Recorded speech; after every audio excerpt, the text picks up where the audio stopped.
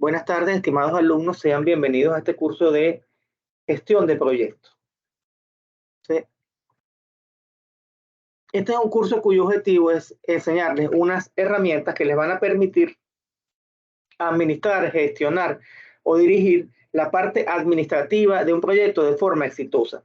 Entonces, es gestión, y recuerden que gestión, gerencia, administración o management, como se llama en inglés, son palabras que se usan como sinónimas. Entonces, básicamente eso es lo que se trata de hacer acá. Vamos a analizar el proyecto desde diferentes perspectivas o elementos que contiene.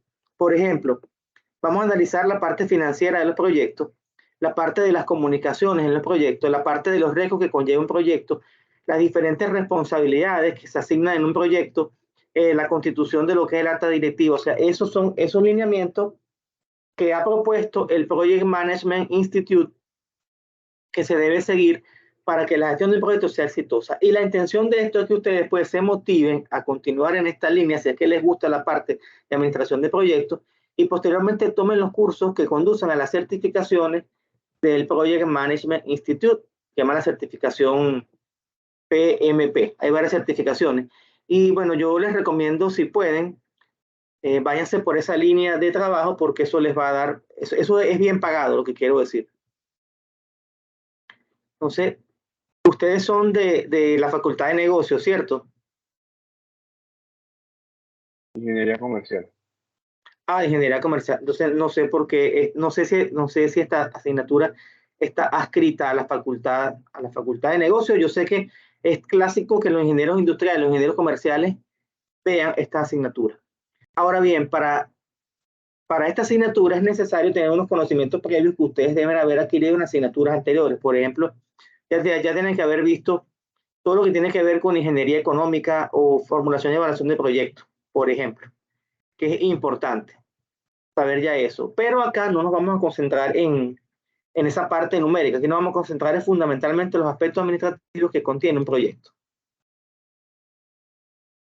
Entonces, ahora sí, estoy compartiendo nuevamente la presentación.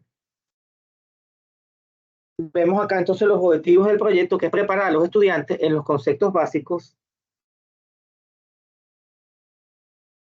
técnicas y herramientas de gestión de proyectos, utilizando el marco de referencia del Project Management Institute o PMI. Mostrar una visión de los conceptos gerenciales aplicados al proyecto, desarrollar un plan del proyecto, ejecutar un seguimiento al proyecto orientado a su cumplimiento y evaluar la calidad de los resultados del proyecto. De tal manera que, como les decía, este curso se concentra fundamentalmente en los aspectos administrativos y gerenciales de lo que es un proyecto.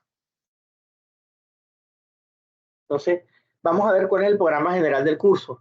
El marco de referencia para la dirección de proyectos, el ciclo de vida de proyectos, su organización, la normativa para la dirección de proyectos, procesos de dirección, gestión de la calidad, gestión del recurso humano, gestión de las comunicaciones, gestión de riesgo, gestión o gerencia de adquisiciones y la gestión de la integración del proyecto.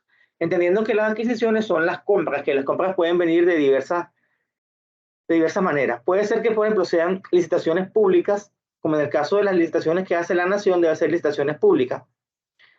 Las licitaciones también, en las empresas privadas también puede ser licitaciones públicas en el sentido que publican en la página web de la empresa esa su licitación.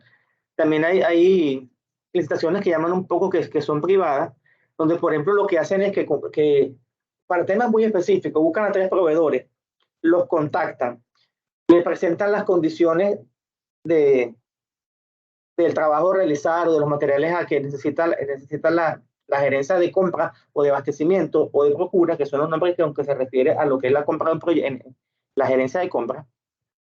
Entonces, una vez recibidas las ofertas técnicos comerciales, lo que hacen es que evalúan los aspectos técnicos y los aspectos económicos para tomar una decisión. También hay proceso de adjudicación directa, por ejemplo, si hay solamente un proveedor que tiene el producto que usted está buscando, ahí puede ser una adjudicación directa. Y también hay adquisiciones del proyecto que no implican compras a proveedores externos. Entonces, por ejemplo, hay requisiciones que vienen directo al almacén. Sin embargo, eso no quiere decir que no se cargue un centro de costo. Por ejemplo, supongamos que el almacén tiene los insumos que usted requiere. Usted lo pide al almacén Entonces, hay una suerte de orden de compra, pero que es interna. Puede ser una requisición de materiales, por ejemplo, que usted la puede montar en SAP o la puede montar a mano, se lo aprueban y entonces ese cargo se lo van a imputar a su centro de costo. Entonces, el plan de evaluación está estructurado de la siguiente manera. Una exposición que tendrá un valor de 10%, análisis de artículos y o caso práctico que será un valor de 20%, un proyecto final para una ponderación de 30% y 2 exámenes que van a tener un valor de 20%. Los exámenes van a ser en la mitad del curso y al final del curso. Y el proyecto final se entrega en la última semana de este curso. Tenemos esta bibliografía, este libro de administración de proyectos de Gray y Larson, de la editorial McGraw-Hill, y tenemos también la guía del PMBOK. Es que en este caso la guía que yo tengo disponible es la 5ª edición, ya por la edición 8ª, pero lo que yo tengo es la 5ª. Sin embargo, no funciona para los objetivos de este curso. Entonces, vamos a ver ahora lo que es la definición de un proyecto. Entonces tomo esta definición del PMBOK de la 5ª edición, que define un proyecto como un esfuerzo que se lleva a cabo para crear un producto, servicio o resultado único y tiene la característica de ser naturalmente temporal. Y cuando hablamos que es temporal, quiere decir que no es forever and ever, sino que tiene un principio y tiene un final establecido. Y ese final se alcanza cuando se cumplieron todos los objetivos del proyecto o sencillamente el proyecto se termina porque los objetivos no se pudieron cumplir o no se cumplirán, o cuando ya no existe la necesidad que dio origen al proyecto. Entonces, cuando uno habla de proyectos, generalmente uno asocia con grandes proyectos de infraestructura, como por ejemplo la línea 3 del Metro de Panamá y como la construcción de un puente, en este caso el puente Centenario. Pero hay proyectos mucho más pequeñitos. Lo que pasa es que digamos que los proyectos de infraestructura son los más interesantes, los más atractivos y los que implican también la mayor erogación de dinero. Entonces, cuando se desarrolla un proyecto, lo deseable es que se cumplan los objetivos del mismo. Sin embargo, tenemos que hay proyectos exitosos y proyectos que han fracasado. Como proyectos exitosos en Panamá tenemos, bueno, la ampliación del canal, que digamos que ha sido, después de la construcción del mismo canal, uno de los proyectos de infraestructura más grandes del mundo, no solamente de la nación, del mundo. Tenemos, por ejemplo, este proyecto de Toast Research and Lab Incorporated, células que degradan la grasa de las aguas residuales, y el proyecto de Veggie Fresh Investment Corporation, que son cultivos hidropónicos en Chiriquí. Y proyectos fracasados, hay muchísimos, sin embargo, traigo como ejemplo el proyecto del canal francés, que consistía en hacer el canal sin las esclusas, que bueno, hubiera tenido su ventaja porque no se hubiera gastado tanta agua como se gasta hoy en día, y el sistema de riego de Tonosí, entre muchos otros proyectos que uno puede ver a nivel mundial que han sido un fracaso. ¿Y cuáles son esas causas de fracaso de un proyecto? Bueno, puede haber cambios en los objetivos definidos a nivel estratégico, entendiendo que en los niveles organizacionales, el nivel estratégico está formado generalmente por la alta gerencia. De ahí de los niveles estratégicos vienen, por ejemplo, los niveles medios, hasta llegar hasta los niveles operativos. O sea, hay niveles estratégicos, niveles operativos y niveles estratégicos, niveles tácticos y niveles operativos. Entonces, si a nivel estratégico, que es donde está la alta gerencia, hay cambios en los objetivos, pues lamentablemente puede haber fracaso en el proyecto. Cuando no se utilizan metodologías correctas, también puede haber fracaso en proyectos. Hay problemas humanos en las comunicaciones, una inadecuada gestión de recursos humanos y conflictos. Por ejemplo, vamos a suponer que se quiere hacer una obra de construcción y hay problemas sindicales. Y esos problemas sindicales hacen que el inversionista se canse y diga, ¿sabes qué? Yo no voy a hacer más nada. Ustedes pidieron demasiado, yo me voy y no voy a montar mi planta en otro lugar. Y se acabó. Entonces, dirán ustedes, bueno, el inversionista perdió un dinero, sí, pero también perdieron muchísimo dinero la gente que iba a trabajar en el proyecto y sencillamente quedaron cesantes. También puede ser porque el proyecto se hace de forma atemporal y llega un momento que las necesidades que originaron ese proyecto fueron ya satisfechas. Por ejemplo, durante la pandemia, durante los meses más críticos de la pandemia, se construyó ese famoso hospital modular, que entonces ese puede considerar que es un proyecto fracasado. ¿Por qué? Porque cuando el hospital se terminó, ya se consideraba que no era necesario. O sea, ahí es cuando la gente comienza a recordar, bueno, todos los gobiernos después de Martinelli paralizaron la ciudad de la salud. Entonces, ese proyecto de Ciudad de la Salud estuvo paralizado desde 2014 hasta aproximadamente el 2021, por ahí, que este gobierno, el gobierno del presidente Cortizo, reactivó. Entonces, si hubiera existido la Ciudad de la Salud, hubiera ayudado a descongestionar hospitales y todas otras cosas. Entonces, de forma improvisada se hizo ese proyecto del hospital modular y fue un fracaso. ¿Cuáles son las partes de un proyecto de acuerdo con este enfoque? Primero tenemos el estudio de mercado, donde usted va a definir el producto o servicio a desarrollar. Si hay alguna persona que quiere ingresar al aula, por favor le dan acceso.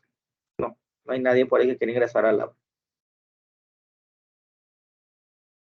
Entonces, en el estudio de mercado, desde el punto de vista clásico, usted aplica la metodología de las 4P del mercadeo, que son producto, precio, promoción y lugar de distribución o place.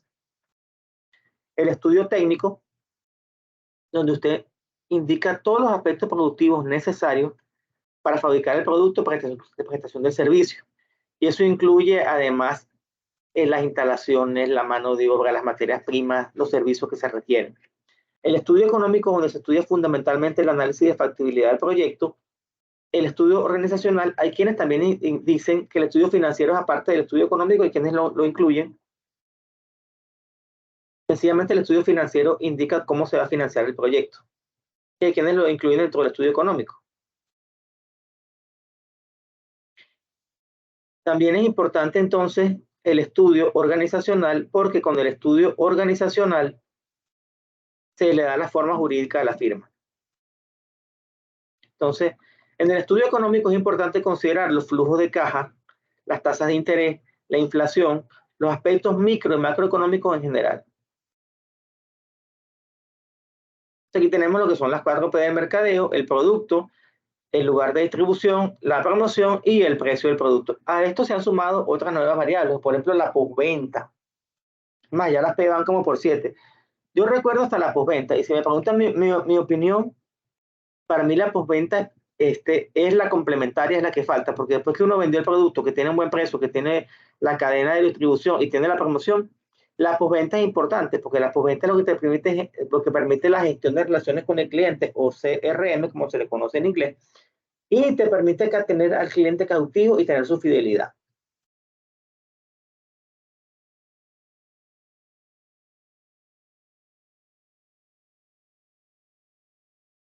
Entonces, ¿por qué es importante hacer un estudio de mercado? Porque el lanzamiento de un producto sin un análisis de mercado es como disparar en la oscuridad. Si usted dispara en la oscuridad, usted puede que acierte o puede que falle. O también puede ser que mate a una persona, como le pasó a Horacio Quiroga, que andaba como que era de cacería y mató a un amigo. Entonces, elementos de un estudio de mercado. Primero hay que estudiar las preferencias y actitudes del consumidor. Y aquí me quiero detener un poco. ¿Por qué? Porque ustedes dirán, pero bueno, en un proyecto como el Metro de Panamá, no se estudian las preferencias y actitudes del consumidor. ¿Qué opinan ustedes al respecto? En un proyecto como las diferentes líneas del metro se han estudiado las actitudes y preferencias del consumidor. ¿Qué creen ustedes? Más o menos. ¿Por qué más o menos? O sea, es verdad que el metro, o sea, es un instrumento, o sea, hay un medio de transporte, o sea, de gran valor para aquellas personas o sea, que tienen ciertas dificultades o necesitan llegar a ciertos lugares muy lejanos de su residencia. Sin embargo, en esos medios de transporte, como todo el mundo, como la gran mayoría está en ese estado, no hay como un orden. No sé si me explico. Bueno, realmente no le comprendo mucho la idea. O sea, Ya, que no, o uh-huh. sea, no, o sea, que literalmente desde el momento de ya sea de ingresar o salir de una estación o del mismo metro, o sea, uno entra y sale como si fuesen animales, pues. Entiendo, entiendo. Bueno, lo Un que ha orden faltado logístico. allí, en lo que se ha faltado allí es en la parte de promoción, en promover Ujú. una cultura de comportamiento en el metro, por ejemplo. Eso sí ha faltado.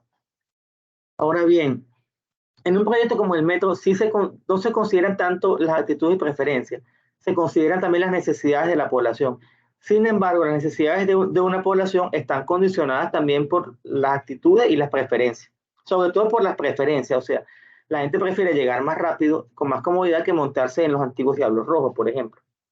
Ahora bien, eso también se utiliza mucho cuando se va a lanzar un producto al mercado, o sea, hay que estudiar qué es lo que quiere la gente, ¿ves? En un producto o un servicio. Sumamente importante.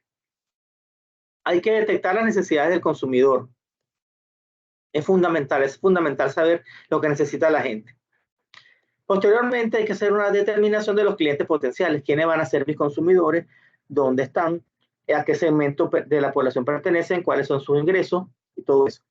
Hay que estudiar también la competencia, que en el caso de un proyecto de transporte como el metro no aplica fundamentalmente, porque digamos que el metro no tiene competencia, porque el servicio del metro, que es un servicio de transporte, es un servicio diferente al que ofrece el transporte convencional superficial. El estudio económico sí es fundamental en un gran proyecto de infraestructura, porque eso cuesta mucha plata y hay que ver de dónde se saca el dinero. El estudio técnico para el proyecto de infraestructura es súper importante, porque es el que te va a decir, por ejemplo, el tipo de columnas que vas a utilizar, las dimensiones de las vigas, los tipos de trenes y todo eso. Los aspectos logísticos, súper importantes, y también los aspectos publicitarios y promocionales. Y en el caso de lo que tú mencionabas del metro, esa problemática, hay que incluir una campaña educativa sobre el uso adecuado de las instalaciones del metro. Es que lo medio que lo hay, pero a la gente le da igual. Bueno, sí, lo que pasa es que hay que hacer mucho más énfasis, hay que sacar cuñas en la televisión, sí. Hay que poner más avisos, en las estaciones y todo eso.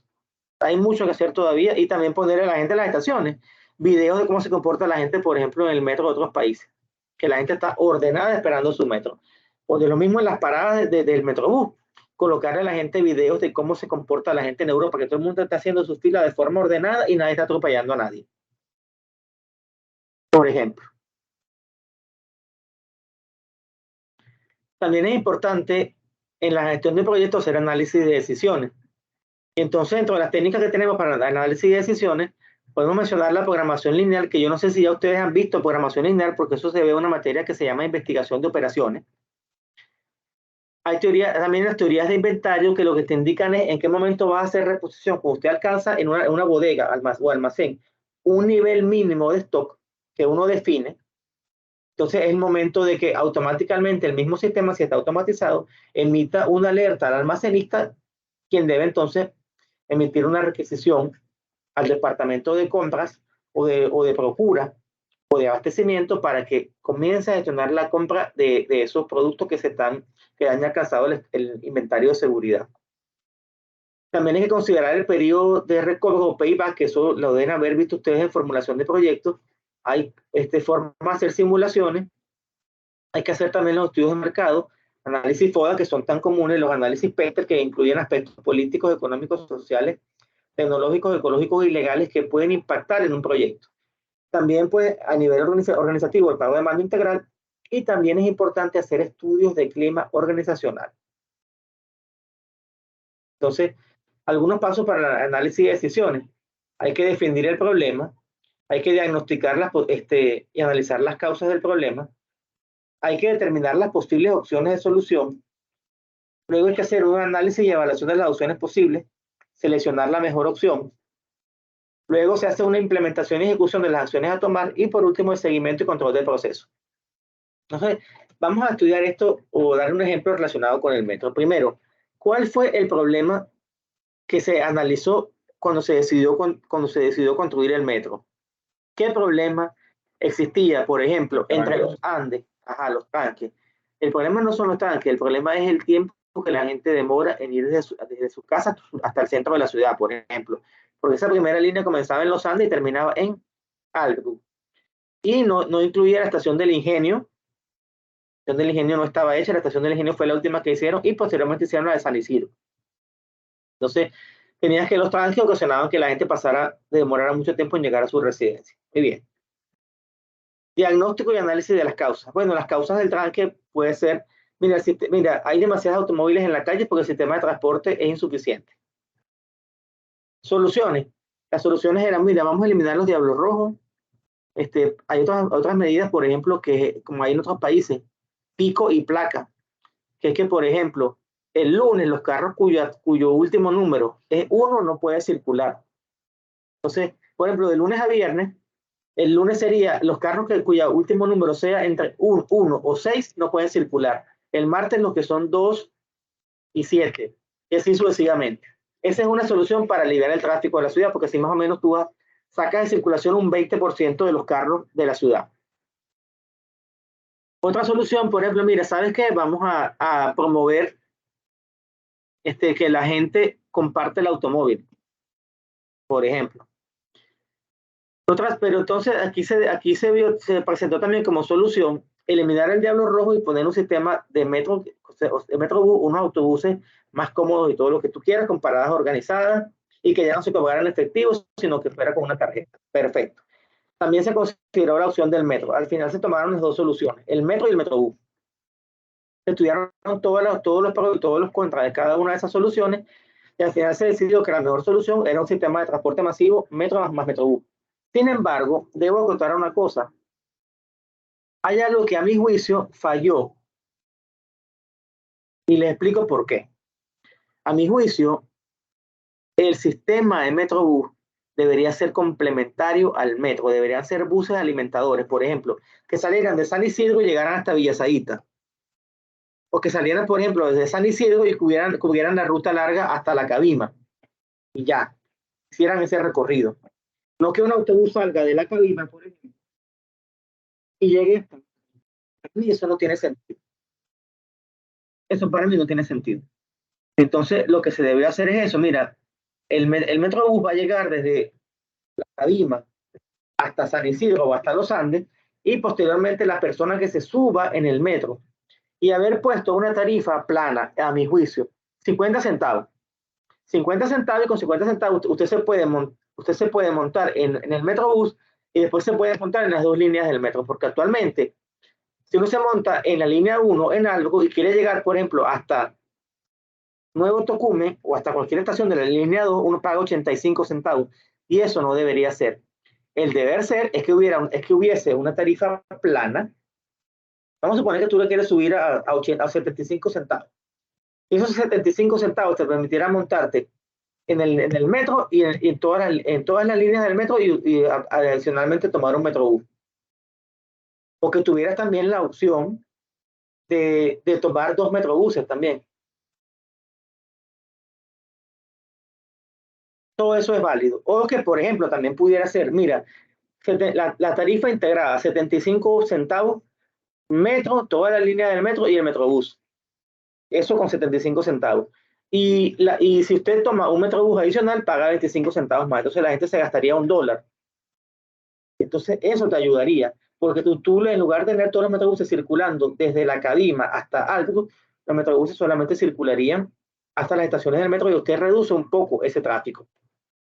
Lo otro también hubiera podido ser que las líneas de transporte, integrarlas también. Mira, tú vas a tener tu ruta interna a la Cabima hasta Los Andes y de ahí no más, o hasta San Isidro.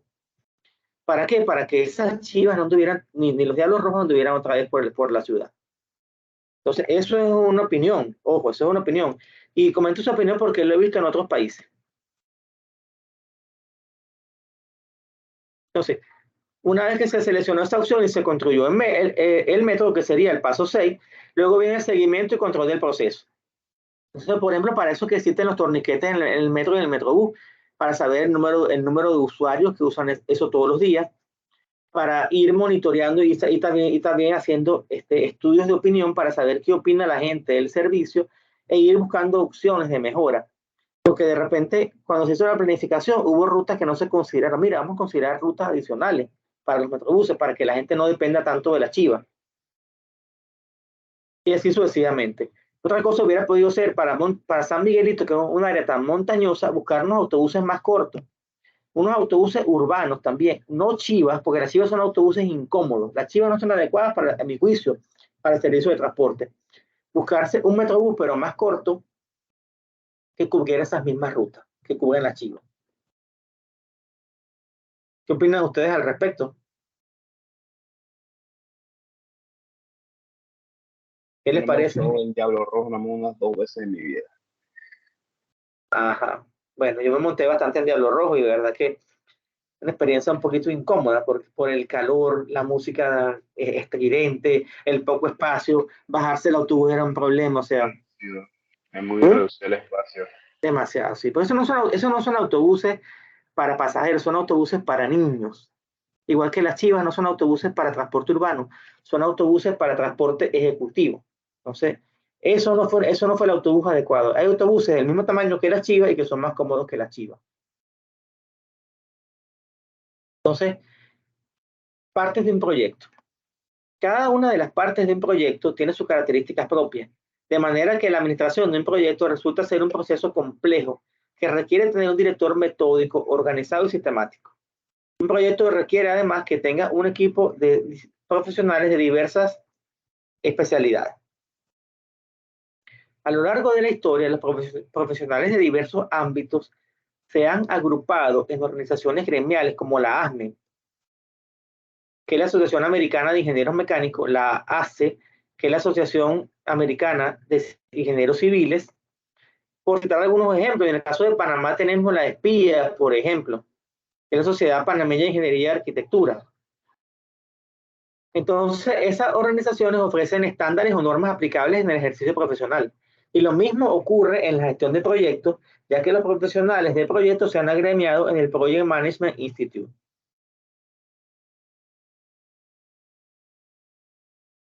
Indiscutiblemente que eso tiene ventajas y desventajas.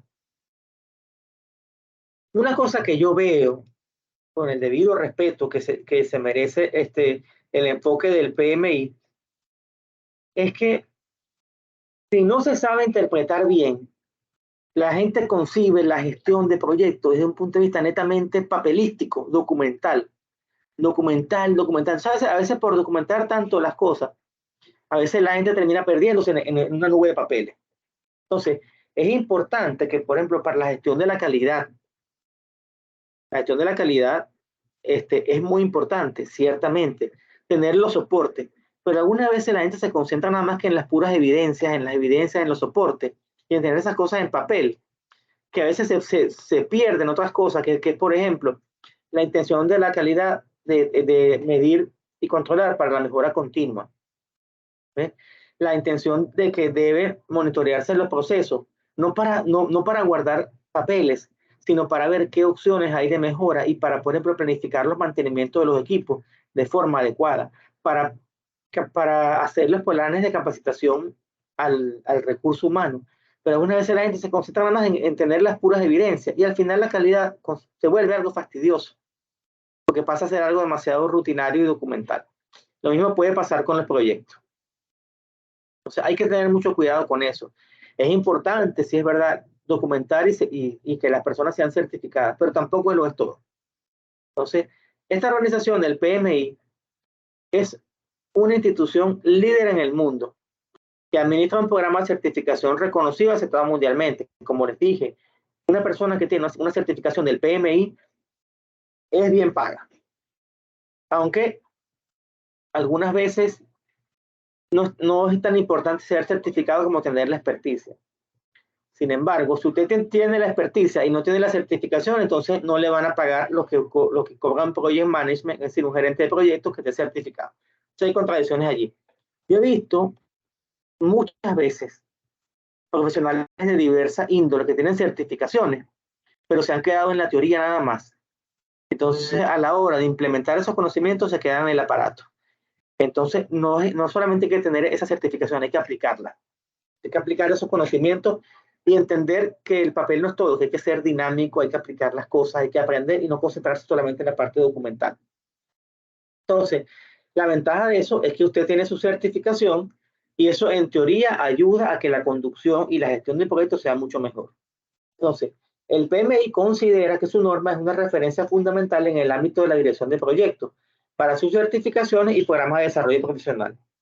La norma proporciona una guía para la administración de proyectos. Una guía más no es la Biblia.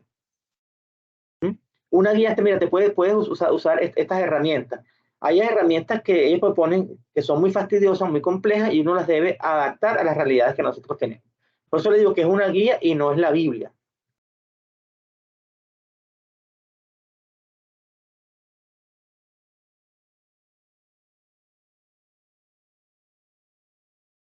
El PMBOK, que es el Project Management Body of Knowledge, es la norma que ofrece el PMI para la gestión de proyectos y constituye una guía con estándares internacionales para los profesionales de la administración de proyectos. El propósito de ese libro es ofrecer un conjunto de buenas prácticas que pueden tener un impacto considerable en el éxito de un proyecto. Promueve un vocabulario común en el ámbito de la dirección de proyectos, además de proporcionar a través del código de conducta una guía con las obligaciones básicas de responsabilidad, respeto, imparcialidad y honestidad que deben cumplir los profesionales del área. Esa guía del PMBOK proporciona pautas para la dirección de proyectos individuales y define conceptos relacionados con la dirección de proyectos. También describe el ciclo de vida de la dirección de proyectos, que es igualito que el ciclo de vida del producto. Tiene un inicio, un despegue, llega a la etapa de madurez, comienza después a decaer hasta que el proyecto se acabó. Y no es que comienza a decaer porque sino que sencillamente lo que quiere decir esa analogía es que el proyecto comienza a irse agotando hasta que llega a la fase de finalización. Describe el ciclo de vida del proyecto y su administración. Al igual que en otras profesiones, el conocimiento contenido en ese estándar, en esa norma, en esa guía, evolucionó a partir de las buenas prácticas reconocidas de los profesionales dedicados a la dirección de proyectos que han concluido su desarrollo. Entonces, es lo mismo que, por ejemplo, en la ingeniería mecánica, que tenemos la ASME. Los ingenieros de la ASME se han puesto de acuerdo en las soluciones comunes que han adoptado ante diferentes situaciones y por eso proponen su normativa, sus códigos y todo lo demás. Los ingenieros, por ejemplo, los británicos tienen su guía, tienen sus códigos, tienen su normativa. Así como, por ejemplo, aquí en Panamá tenemos las normas COPANIT, que son las normas industriales, son las normas de la Comisión Panameña de Normas Industriales y Técnicas, son las normas que rigen aquí en Panamá, es porque los ingenieros, los técnicos, los causavientes de las diferentes especialidades se han puesto de acuerdo para definir las características que tiene que tener un producto. Y también se han apoyado en las normativas internacionales.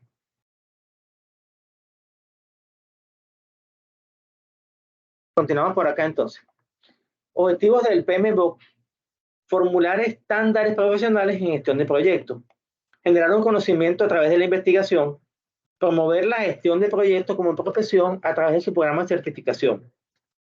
¿Qué beneficios tenemos? Se apoya el crecimiento de la carrera y el éxito. Hay intercambio de conocimientos y oportunidades porque una vez que uno se mete en ese mundo, le van a llegar los boletines y le van a ofrecer los programas de capacitación y actualización. Incluye el acceso a asesoramiento profesional, se aumenta su experiencia y su conocimiento, y aparte de eso, esa certificación es de carácter internacional. Por tanto, usted la adquiere aquí en Panamá y es válida en todos los países que están afiliados al PMI. De tal manera que eso a nivel profesional es un cartón de una gran importancia. La dirección de proyectos es la aplicación de conocimientos, habilidades, herramientas y técnicas a las actividades del proyecto para cumplir con los requisitos del mismo. Se logra mediante la aplicación e integración adecuada de los 47 procesos de la dirección de proyectos, agrupados de manera lógica, caracterizados en 5 grupos de procesos. Procesos de inicio, planificación, ejecución, monitoreo y control y cierre.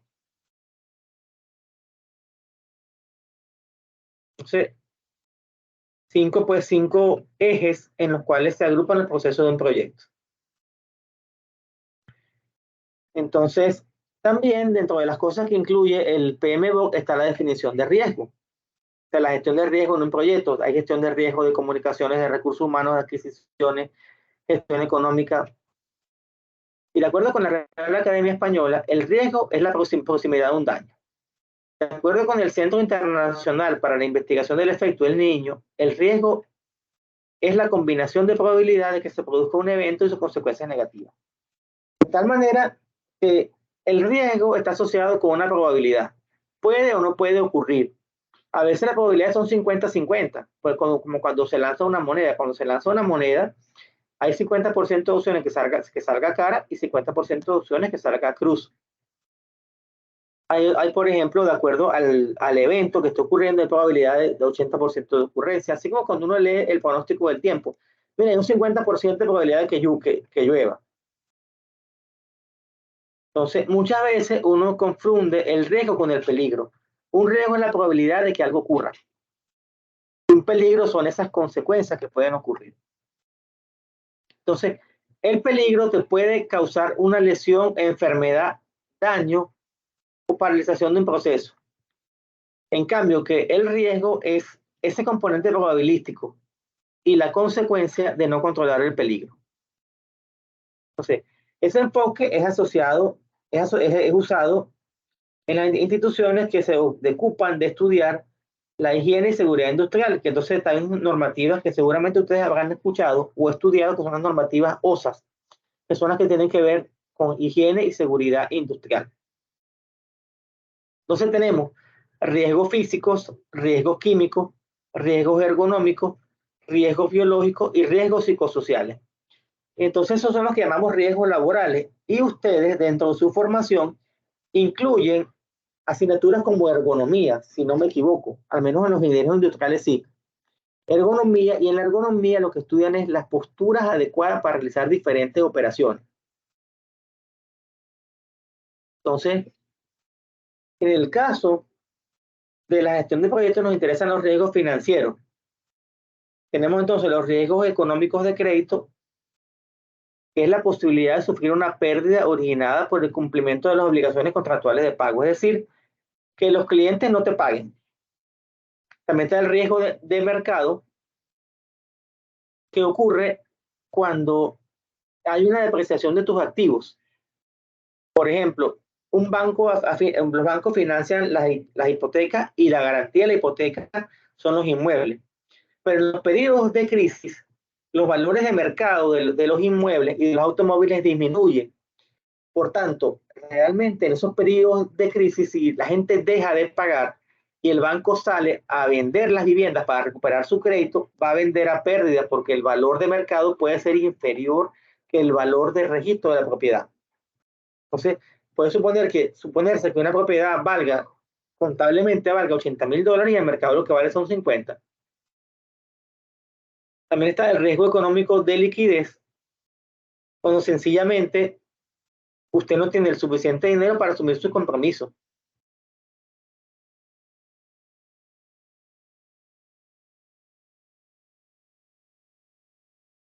También hay un riesgo económico de interés, que ocurre, por ejemplo, cuando hay una alza en las tasas de interés o una disminución en las tasas de interés de unos bonos.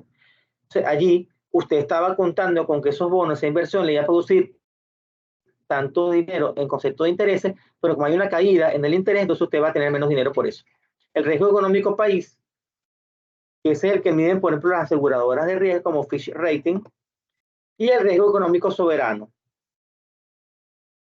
que cuando, por ejemplo, hay en el tema, en los temas legales, hay una incertidumbre en los temas legales, por tanto, usted, bueno, tiene miedo de lo que pueda, si la legislación puede cambiar, la legislación dentro de una nación.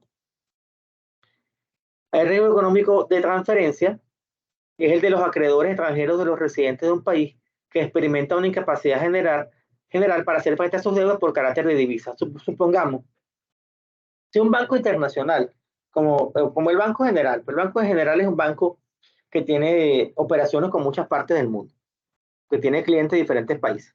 Entonces, vamos a suponer que el Banco General financia un proyecto en Costa Rica y le da $1 millón a una persona en Costa Rica, a una empresa. La moneda en Costa Rica no es el dólar, es el colón. Y si hoy en día, por ejemplo, el cambio es 500 colones por $1, y bueno, la empresa está facturando y está pagando. Pero si el día de mañana o la semana siguiente o dentro de un mes, el gobierno de Costa Rica dice, yo voy a devaluar el colón, ya el colón no va a costar 500, sino 1,000, oye, a la empresa le va a ser mucho más difícil honrar sus compromisos en dólares. ¿Por qué? Porque en lugar, por ejemplo, de tener que sacar 500 colones para tener $1, tiene que sacar 1,000. Entonces allí el Banco General está en un riesgo de transferencia, porque es posible que la gente, ese acreedor en Costa Rica le deje de pagar. Riesgos económicos operativos tienen que ver entonces con todo lo que es el control y contabilidad de las transacciones financieras realizadas. El riesgo económico de un modelo cuando usted hizo sus estimaciones con un modelo inadecuado. O sea, la simulación, por ejemplo, no consideró todas las variables del proceso o del proyecto o del mercado. Hay también riesgos legales cuando, por ejemplo, se incumple un contrato, entonces hay un incumplimiento y entonces no se puede exigir por vía judicial el cumplimiento de los pagos. Y también el riesgo de reputación. Cuando, por ejemplo, hay algo que pueda afectar el buen nombre de una empresa o de una marca. Entonces, con respecto a los riesgos, hay que gestionarlos de manera que su efecto sobre el proyecto sea nulo o sea mínimo. También existe una concepción de riesgo como oportunidad, en cuyo caso se habla de riesgo positivo. Y cuando hay riesgo negativo se puede considerar que son amenazas. El riesgo de un proyecto es una condición incierta que de producirse puede tener un efecto positivo o negativo en uno o más objetivos del proyecto, tales como el alcance, cronograma, costo y calidad.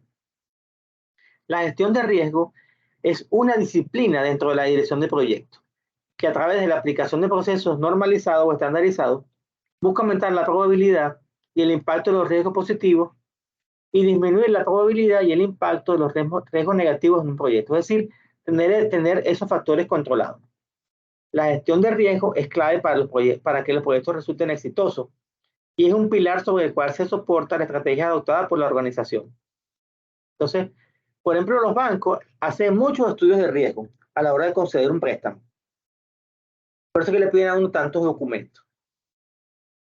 Los dos principales objetivos de la administración de riesgo son los siguientes: evitar que la organización tenga pérdidas, mejorar el desempeño económico.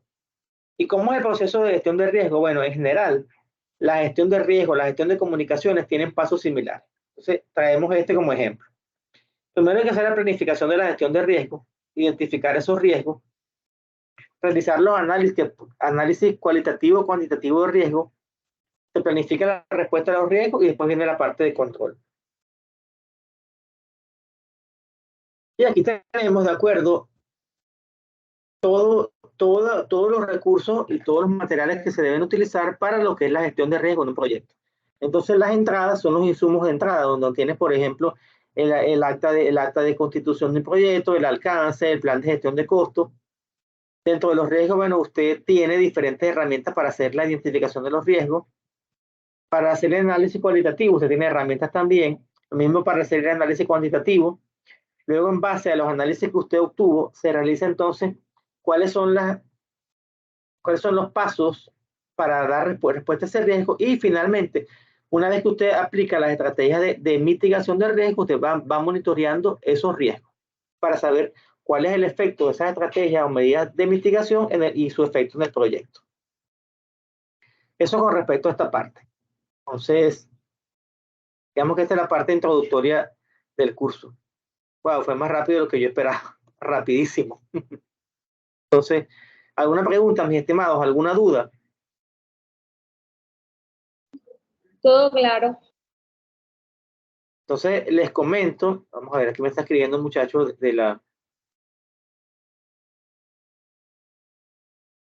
hay gente que le choca la materia con otra asignatura. ¿Qué problema? Aquí una persona que se conectó a las 5:45, Vivian Mora, y resulta que la clase comenzó un poco después. Yo me conecté, fue a las 6, tal como puse en el enlace. Bueno, ni modo.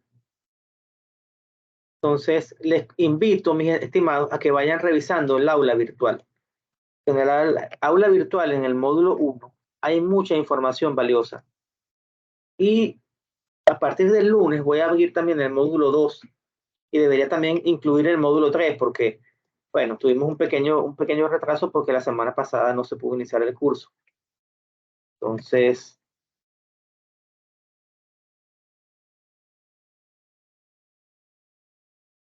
denme un segundo acá para responder acá un mensaje.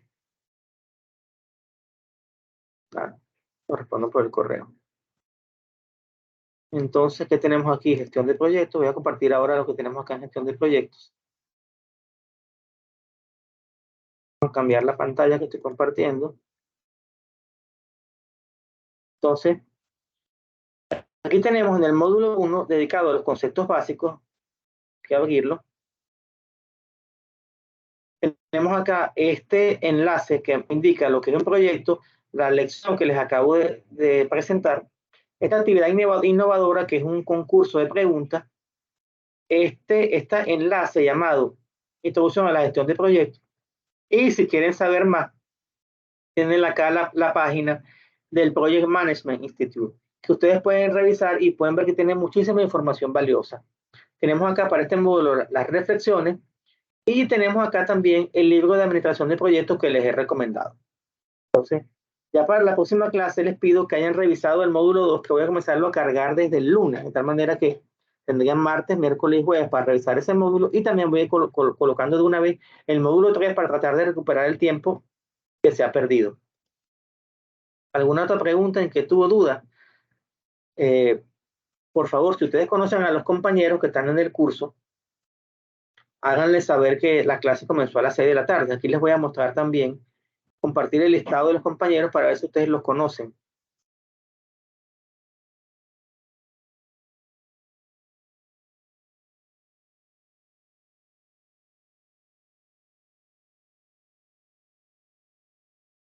¿Se ve el nombre de los compañeros? Aquí tenemos a Andrea Paola, tenemos a Martín García, Abraham que está presente acá, Victoria Andrea, Jan Melgar, Vivian que se conectó a las 5:45 y la clase comenzaba a las 6.